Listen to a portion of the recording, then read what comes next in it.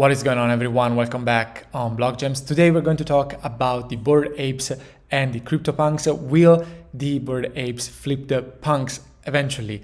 We're going to talk about this and more in this episode. And if you like this kind of content, if you like to look at the NFT space through the lenses of data analytics, through the data perspective, this is definitely the channel for you. You should definitely like the channel and subscribe. Let's jump right in, guys. So today we're looking at the market, the bid side, actually the ask side for the punks, coming in at a roughly 60 ether in terms of floor price. So you need about 60 ether to buy a punk. And the Bored Apes are not that far away. They are at 51.1 ether in terms of floor price. Now, I will reveal what I think right off the bat, guys. I do think that the Bored Apes are going to flip the punks. Eventually, I think that they will become more expensive, and I'll tell you why in a second. So from the qualitative perspective, from the narrative point of view, the idea is rather simple. There is much more utility. And by utility, I mean there is much more stuff that you can do with the Bored Apes compared with what you can do with the Cryptopunks. Simply put, with the Bored Apes, you have more IP. You can use the image that you own for commercial purposes if you want. You can access other tokens as it was the case for the mutants. You can also wait for the drop of the next ERC20 token that they are about to develop, and there must be much more cooking that we don't know about, right? Maybe there is something that they're working on that we don't know about yet. And this project in general has been delivering more and more utility, more and more value in general to the collectors along the way and in the past few months. So I believe that all this stuff is much more valuable than simply saying I own this CryptoPunk, which is an historical token, an historical collectible for the entire space, for the entire crypto NFT space in general.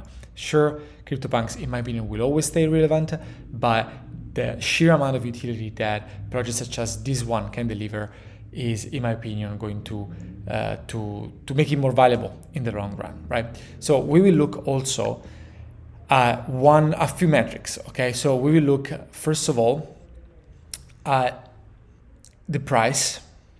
And if we look at the CryptoPunks on the secondary market, we see that the price, the average transaction price, has been going down, has been trending down recently.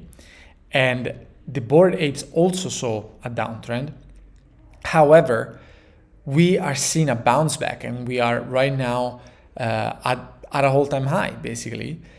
So as many projects in the space saw a downtrend in the past months, this is one of the projects, the Bored Apes is one of the projects that bounced back and is now back at all-time high.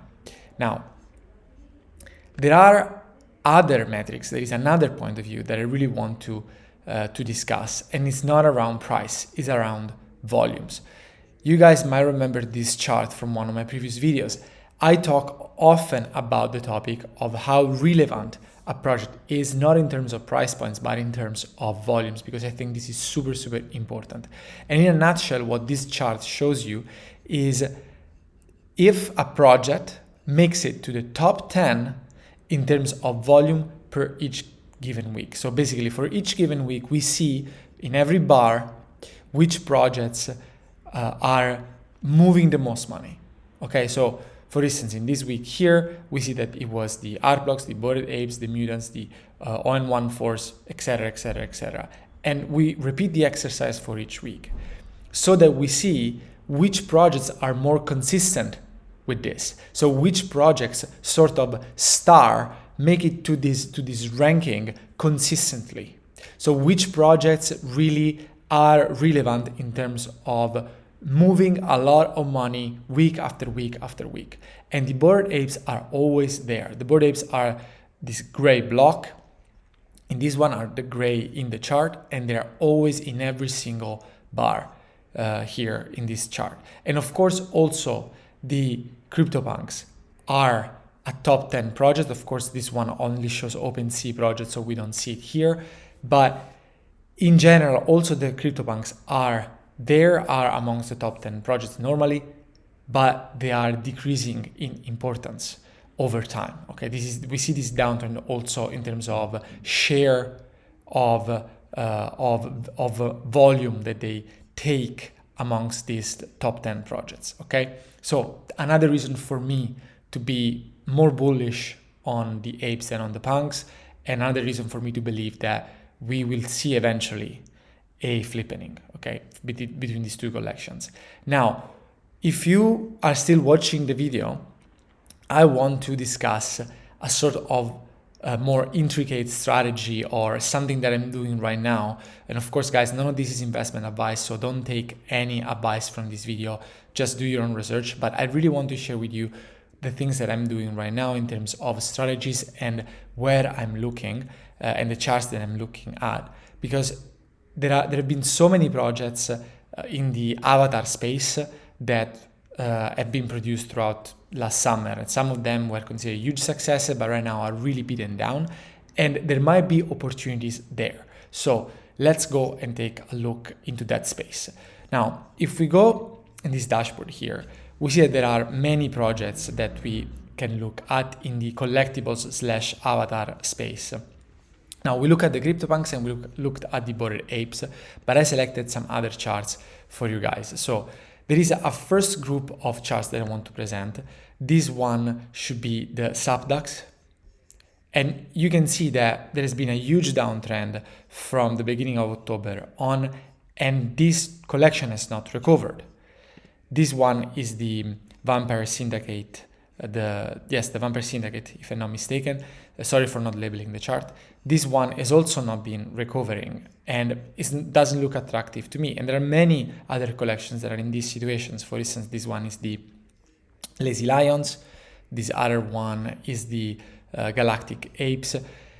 And there are many collections that have been considered, that were considered extremely good projects. I don't want to say blue chips, but very, very good projects. Another one was, if I'm not mistaken, the Pudgy Penguins, that has been on a downtrend, on a consistent downtrend. And people were so excited about them in the summer and the beginning of the autumn, but right now they do not seem to be bouncing back. And we see what happened to the Bored Apes. They also saw a downtrend, but then there was a bounce back from November on. And another project that is seeing this bounce back in the collectibles / avatar space is the Mutant Apes. Of course, this one is not labeled, but this one is the chart for the Mutant Apes. And we are seeing the price, the average price grinding back up. Personally, I'm bullish on this project because I believe that with a token that is underpriced compared to, or basically just costs less than an ape, a Bored Ape, you enter that universe and you might access a lot of the stuff that is scheduled for the Bored Apes. And this is a super relevant project in the NFT space, and you will access that community, that group of people for a fraction of the price. And maybe that will not stay at a fraction that is so low for that long. This is my suspicion, so to speak. And of course, guys, none of this is investment advice, but I'm sharing with you what I think. And there's also been another project that we've been covering on this channel positively in multiple occasions, and it's the Doodles.